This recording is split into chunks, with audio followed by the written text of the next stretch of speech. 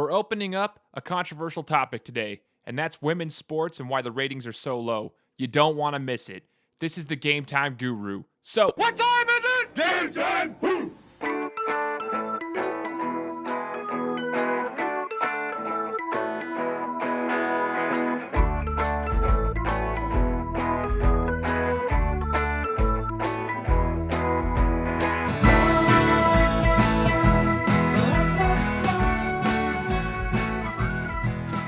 what's going on, everybody? I'm Shane Larson, the host of the Gametime Guru. I appreciate you tuning in. So, wherever you're at, whenever you might be listening to this, whether it's right when you wake up, while you're in the car, maybe you're at the gym, maybe you're about to go to sleep, whenever it is, wherever you're at, I hope I'm bringing you the entertainment that you want to see.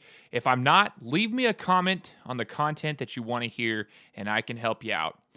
Today, I'm going to bring up something a little bit more controversial and a little outside the box from the normal stats and recaps and, the mainstream topics that we're used to hearing in sports talk radio, and that is women's sports. Before we dive into that, hit the share button, hit the like button, go to Google Play, go to Stitcher, or go to iTunes and subscribe to my podcast. It takes 10 seconds, so I would appreciate it if you could hit the link that I got you on Facebook or Twitter and just go in there and subscribe. And if you could share it and send some reviews for me, I would truly appreciate it. Now, let's dive into the topic. So you heard me talk about it in the introduction. I want to talk about women's sports. The ratings for women's sports, specifically basketball, are extremely low. Extremely low. And I want to dive into a couple of reasons why I might think that is. But we need to discuss this topic because it's been on my mind for the last couple of weeks. The reason for that is, as I've mentioned multiple times before, I live in Boise. I go to Boise State University, and I've been around Boise State athletics my entire life. And recently, we have our football team, which is kind of like our professional team. Everybody in the Valley follows the football team. Ever since they started doing well about, 12, 15 years ago, they kind of started going up on the rise, and they've been pretty good ever since. They're at least known nationally. Well, the basketball team, about the last 7 years, has been doing the same thing. They've been on the rise, been competing pretty well in their conference, and then this year they exceeded our expectations. So a lot of people were kind of jumping on board and watching the basketball team because they did a really good job.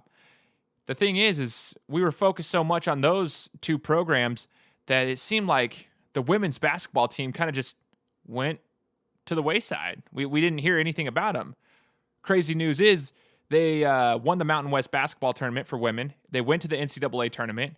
They played UCLA in the first round. Granted, they lost. It doesn't matter. They still made it. You know what I mean? So it's crazy to me that the women's basketball team had such a successful season, and they didn't have people coming to their games.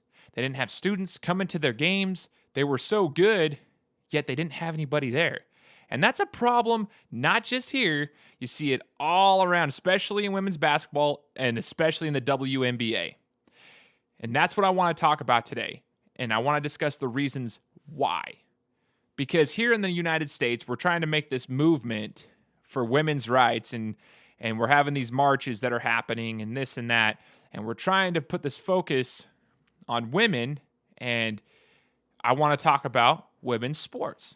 So let's talk about the pay for one, okay? So in 2014, there was an article that came out regarding Candace Parker. She was the highest paid women's basketball player in the WNBA. She was making roughly $3 million a year. And the majority of that was coming off of her endorsement deals. Now, if you guys pay attention, Candace Parker is a superstar in the WNBA, and she's one of the highest paid. She was the highest paid player in 2014 at $3 million a year. Now, in that same year, 2014, just so you guys can put a comparison, the rookie salary for the minimum you can make is $35,190, and veteran players could make up to a maximum of $101,000. So the rookie minimum was $35,000 and the veteran maximum was $101,000. So you have a $35,000 job to a $101,000 salary. So it's $35 to $101. That's the salary for a WNBA player as of 2014. Those go up little by little every year, but the majority of their money comes from endorsements. But if you're not a superstar in the WNBA, you're not getting endorsement deals like Candace Parker. There's very few that actually can capitalize on all of that through major endorsement deals like, your shoe deals like Nike and such. That's ridiculous. $35,000 to $101,000. Is that not just insane? Can we just take a second? When at one point in the NBA, the minimum salary for a basketball player in the NBA was like $450,000 for a rookie if you make the roster. You know what I mean? Let me check right now what the minimum is for an NBA salary. Oh, okay. So for that same season, 2014, the minimum salary for an NBA veteran was $788,000 to 1.4 million. Okay, so that's fine. Let's see here. Oh, okay.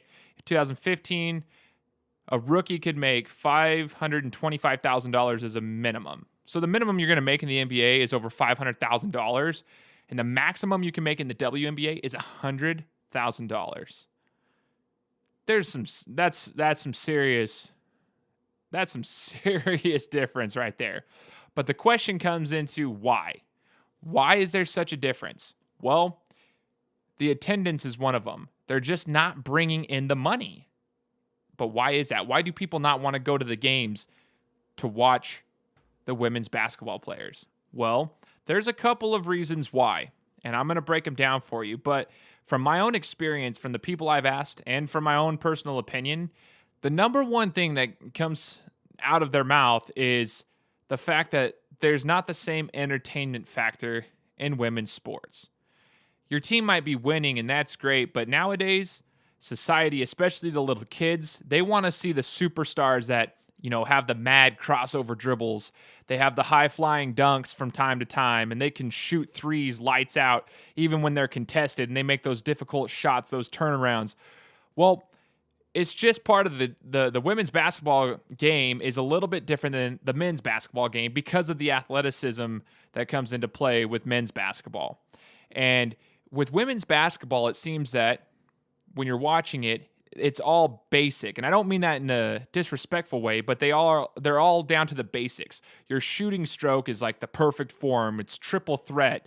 You have the triple threat when you get the ball. Shooting form's perfect. The layups are, down to a T where, you're going off your right leg, you're laying it up with your left hand. You're going off your left leg, you're laying it up with your right hand. It's all to the basics. And it's effective, but it's not flashy. Effective versus flashy. And I think what happens is today, our society wants to see the flashiness more than the effectiveness. And that kind of goes back to, we have superstars, and these kids want to be like the superstars. They want to be just like, Michael Jordan, LeBron James, Kobe Bryant, and all those guys, which is understandable. And you'll even see the women, the girls who are coming up playing basketball. You ask them who their favorite basketball players are, and a lot of them will give you men's names. You'll hear a lot of girls say, oh, well, I want to be like James Harden. I want to be like Kobe Bryant. I want to be able to be like LeBron James. They give those names. Now, there are a few that will spout out the women's, names for like Candace Parker and all them, but you'll hear it a lot. I urge you to go onto the internet and watch some interviews like that and see what they say. Even the women want to be the flashiness, the flashy players. So even though they might be effective, they might be efficient, they want flashy. And I decided to go into a little bit of research in regards to why they're not getting the publicity that the NBA and the men's sports are getting. Like, why are they not getting at least the same publicity?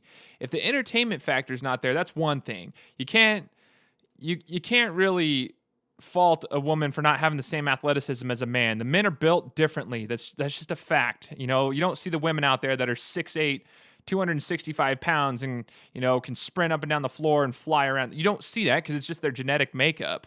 So you can't fault them for the entertainment factor in regards to like their athleticism. But why can't we be putting the same publicity out there? I was researching a few things, and it was showing how the sponsors are unwilling to finance like teams and different players that don't get good exposure. So when there's not exposure out there, you don't have the media outlets and all the marketing going towards these female basketball teams and these female soccer teams.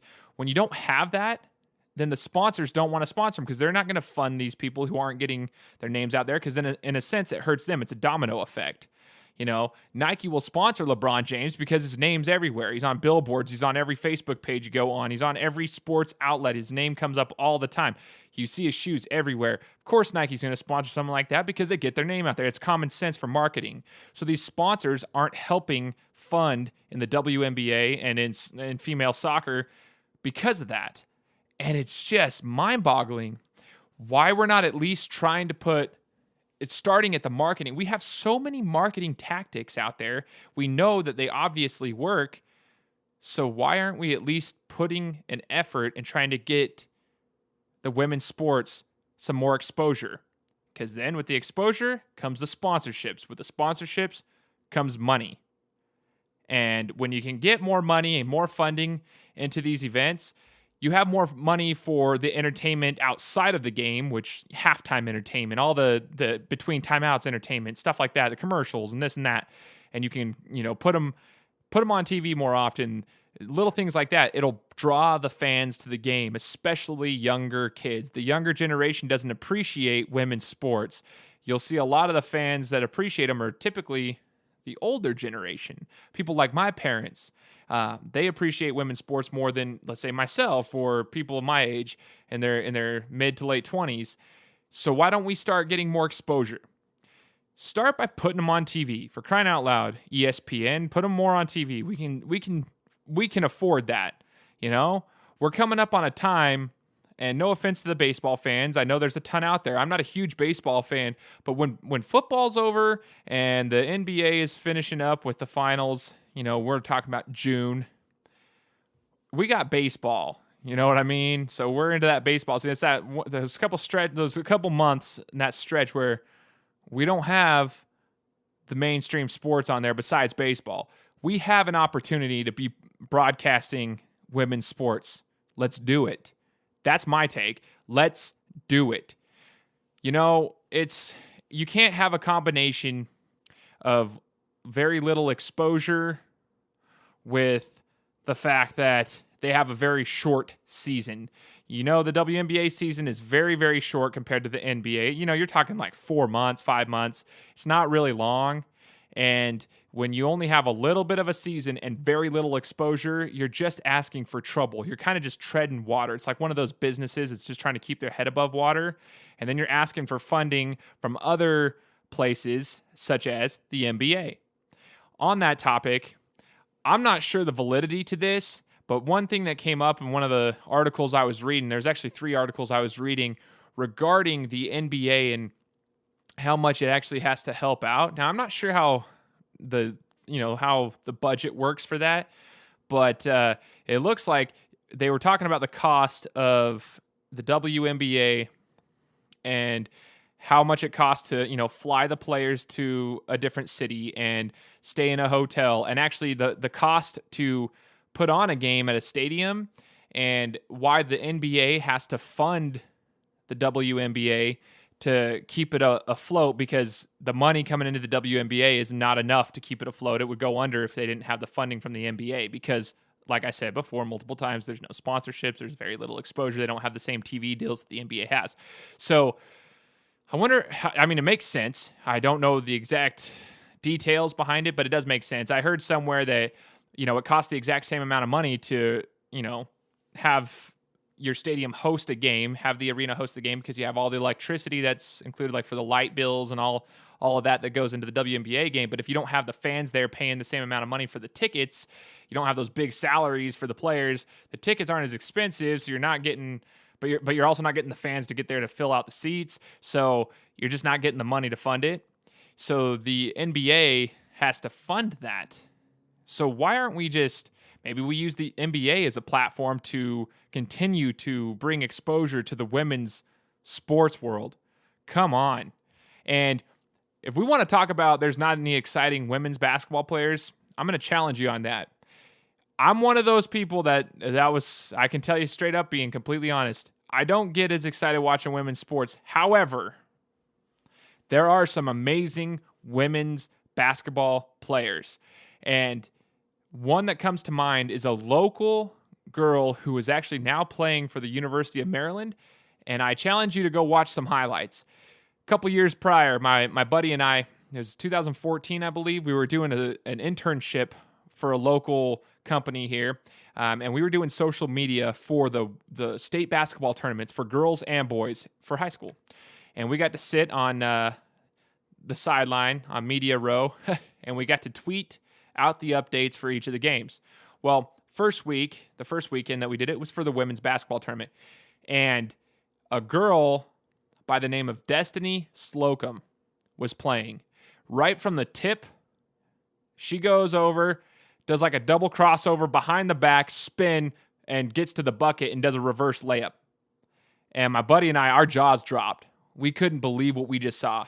And throughout the entire game and the entire tournament, you could tell she had the skills and the flashiness that people want to see. And it was the most amazing. She was probably, I'm not even kidding you, in person, she was the best female basketball player I have ever seen. And I would actually go to my grave saying this. She probably had the best handles of any basketball player, men or women, that I've seen, that I've played against. I've never seen someone dribble the ball like she dribbled the ball, especially in a game time situation. And I'm not exaggerating. She was incredible. And I understand they're playing against people that are not as athletic, quote unquote, but like going side to side. I get that. But here's the thing. She translated that into the collegiate level. And right now she just won the Big Ten Freshman Player of the Year, okay, for the University of Maryland. She's from Idaho. She was going to go to UW. She had offers from UW. She went to Maryland, Big Ten Freshman Player of the Year. And I'm actually really excited to see how she does the rest of the tournament. I'm just saying, there is some flashy players in women's basketball. You won't hear about them because they don't get the marketing they deserve. We need the exposure for the women's programs. Our soccer team, for crying out loud, is always killing it in the Olympics and in the Women's World Cup. But why don't we hear about them as much?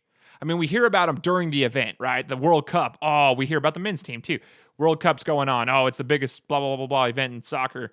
Well, why don't we hear about them anymore? Well, that's because the women's professional soccer leagues that are in the United States are completely like diminished. There's nothing there.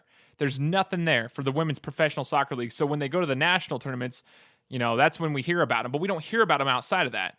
It's ridiculous. They've won the World Cup. They've had some really good runs. Why aren't we hearing more about these females? Get the exposure out there. The women's basketball and women's soccer teams and players deserve the respect. They deserve the exposure. And it really bothers me that we're not seeing that. And when my college women's basketball team makes it to the NCAA tournament, yet they can't get more than like 2,000 fans at a game, if that, it is ridiculous. We've got a problem. We need to fix it. I don't know. Get the exposure out there. That's where we start. Because then from there, it's a domino effect. Because the women, they can play ball. Different game, but they can still play it. All right, guys. That's what I got for you this week. I appreciate you tuning in. If you want to subscribe to the podcast, go to iTunes, click on the podcast section, go type in my name, the Gametime Guru with Shane Larson. You'll find it. Hit subscribe. That way you can get the notifications every time it comes through. If you don't have an iPhone, you have an Android instead, download Stitcher. Takes like a minute to download the app. It's free. Do the same thing. Type in the Gametime Guru with Shane Larson. Hit subscribe. Also, if you have an Android, you hit on the little Google Play, like the Google Music Store, and find the same thing. Just type in the Gametime Guru. Hit subscribe. It'll send you a notification. I would appreciate it if you could like this post, subscribe, share it, do what you got to do to get the word out there. And if you have any comments for me, please leave them.